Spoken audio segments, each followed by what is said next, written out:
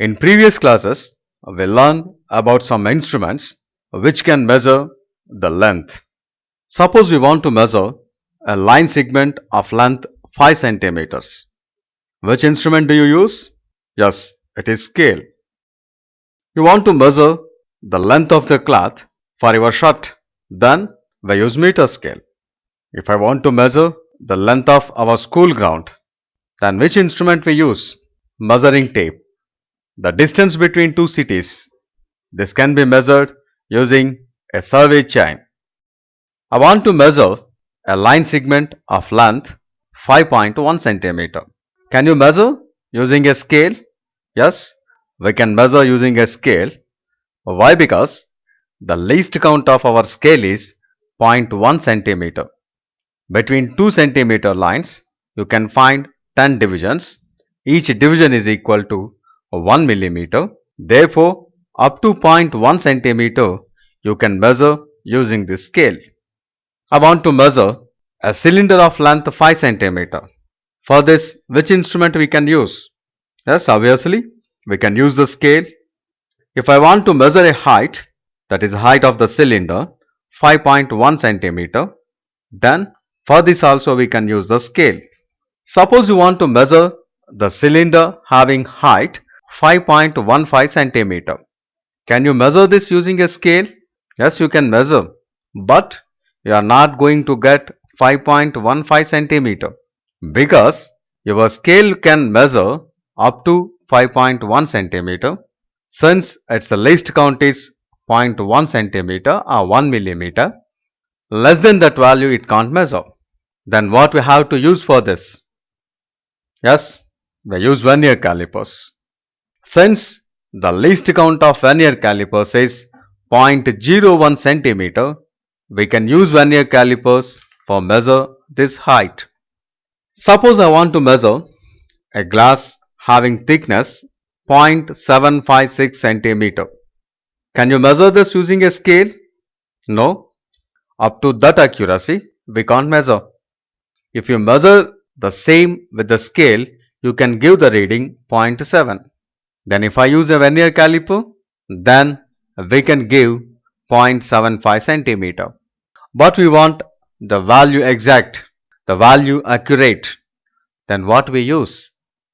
We should use an instrument which can have the least count 0.001 centimeter. Already you know what is the meaning of least count. The least count is nothing but the least possible measurement that we can do with that instrument. Now we have to measure this using an instrument which can have the least count 0.001 centimeter. For this accuracy, we use an instrument which is called screw gauge. Now we are going to discuss about screw gauge in this session. Now before going to screw gauge, I want to discuss about the principle of screw. Already in your simple machines you learned about the principle of the screw. You know what is a screw? It is having a shaft and a metal cylinder upon which a spiral like thread is finely cut along its length. At one of its ends is a head and the other end is a tip. Now by rotating this head, what you can observe? The shaft is made to move through a fixed nut inside which a similar thread is cut. For each complete rotation of head, the screw moves through a distance equal to the separation between two adjacent threads, and this distance measured parallel to the axis of the screw, and this distance is called the pitch of the screw. Now this is the nut. When you rotate this, it will move along this horizontal direction. For one rotation, how much horizontal distance it can move? That is, the distance travelled by the tip of the screw for one complete rotation of its head is called the pitch of the screw. Suppose if the scale is having some divisions, depending upon the number of divisions, we can have the least count. First we take what is the pitch of the screw. Suppose for one rotation it moves at displacement x. For 5 rotations, exactly, it moves for 5x distance. To measure the displacement for one rotation is difficult. For this purpose, you rotate the screw for 5 to 10 rotations. Then you measure what is the displacement. From that, you can calculate the pitch of the screw. The pitch of the screw is nothing but the distance traveled by the screw by the number of complete rotations made. That is P equivalent to x by n, where x is the distance traveled and n is the number of rotations. This gives the value for one rotation how much distance that screw can move. Now you come to this head. If this head is having 100 divisions, if it completes one rotation, how many divisions it is covering? It is covering 100 divisions. That means this horizontal distance can cover these 100 divisions, or we can say this distance x, this pitch of the screw can divide it into 100 equal divisions. For example, we consider for one rotation it is moving 1 millimeter. One rotation is having 100 divisions. That means you can divide 1 millimeter into 100 divisions, 100 equal divisions. Then what is the least possible value you can measure using this arrangement? 1 by 100, that is 0.01 millimeter. Suppose if this head is having only 50 divisions, the pitch of the screw can be divided into 50 equal divisions. Suppose if it moves a 1 millimeter distance for one rotation, then 1 by 50 millimeter, that is the least count we can take from that instrument. In general, we can define the least count as least count is equivalent to pitch of the screw by number of head scale divisions. Now this is head scale. The pitch of the screw by number of head scale divisions is nothing but the least count, or P by n.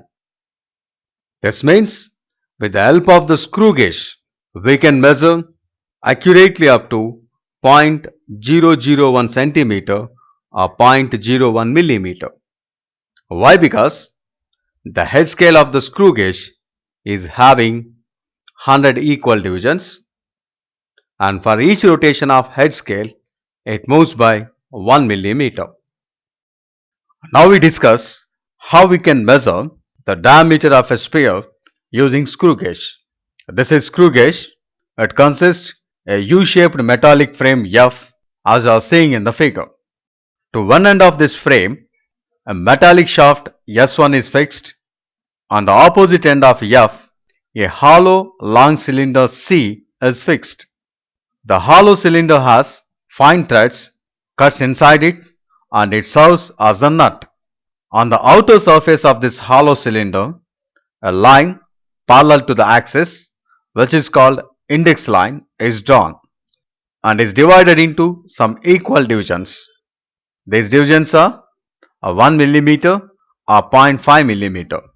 This serves as the pitch scale. A screw with a flat tip S2, which is shaft, having threads exactly identical to the threads cut inside the cylinder, moves through the cylinder C. The other end of the screw, a milled head M, is connected. To this milled head, one end of the barrel B, which is nothing but another hollow cylinder, is connected. This barrel B forms a jacket to the first hollow cylinder C. The other end of the barrel is tapered and has 100 or 50 equal divisions on it, and this is called head scale. When the two flat shafts S1 and S2 exactly opposite to each other are in contact, the distance between them is 0. In this position, the edge of the head scale must coincide with the 0th division of the pitch scale. Further, the index line will be coinciding with the 0 of the head scale. When a sphere whose diameter is to be determined is held between these two shafts tightly by rotating this head M, the readings on the both pitch scale and head scale together gives the diameter as described below. To find the diameter of the sphere using this screw gauge, first we have to determine the least count. You know what is the least count? A least count is nothing but the least possible measurement that we can take using this instrument. For this head is rotated such that these two shafts S1 and S2 are in contact with each other. Then the zero of the edge scale is expected to coincide exactly with the index line, and the edge just touches the zero of the pitch scale as shown in figure. Now the head is rotated for n complete rotations. The distance travelled by the screw is x. The value of x is determined by the position of the head scale on the index line. This is the division on the pitch scale just preceding the edge of the head is noted. If x is the distance travelled for n revolutions, then the pitch of the screw is nothing but distance travelled divided by the number of complete rotations, or P equal to x by n. If the number of divisions on the head scale is capital N, then least count is equal to pitch of the screw by number of head scale divisions. Using this, we can calculate the least count, and the given marble is placed between these two shafts S1 and S2. Then the head scale is rotated in anticlockwise so that the shafts open and hold the marble tightly, as you are seeing in this. The value of pitch scale division which just precedes the edge of the edge scale is noted as the pitch scale reading, that is PSR. The value of the edge scale divisions which just coincide with the reference, that is index line, is observed. This is head scale reading. The diameter of the sphere is given by D equal to pitch scale reading plus head scale reading into least count. Now pitch scale reading and least count should have the same units. Now to eliminate the error, the diameter of the sphere is measured 3 to 4 times and the average is taken.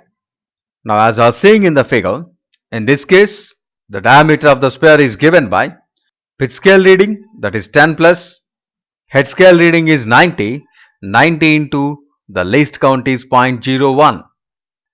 All are in millimeter. The reading what we have taken is accurate to 0.001 centimeter, and we haven't considered any errors that appears on the screw gauge. When this S1 and S2 are in contact, the zero of this head scale should coincide with the index line. If this coincides with index line, we can say there is no error or zero error for the screw gauge. Sometimes it may not coincide with the index line. Now you see here the zero is above the index line, and in this case the zero is below the index line. Now this is called negative zero error when zero is above the index line, and this is called positive zero error if zero is below the index line. That is, if 0th division of the edge scale is above the index line as shown in figure, the error is said to be negative and the correction has to be positive. Let n be the number of head scale divisions that coincide with the index line. Then the corrected head scale reading is observed head scale reading plus n. That means in this case we are adding the error. Why we have to add error? If you start from 0, the number of divisions 100, but this is above this line. When you are rotating, this is not starting from 0. When you rotate this, then what happens? These n number of divisions are also included. Similarly, if the 0th division of the head scale is below the index line, then the error is said to be positive, the correction is negative. Now say here, in this case, 5 divisions, 0 is 5 divisions below the index line, the error is plus 5, and the corrected head scale reading is observed head scale reading minus n. Why? Because if you rotate this to 100 divisions, then how many divisions we rotated it? When it comes to 100, how many divisions we moved? Yes, we moved only 95 divisions. Therefore, that 5 divisions we have to subtract.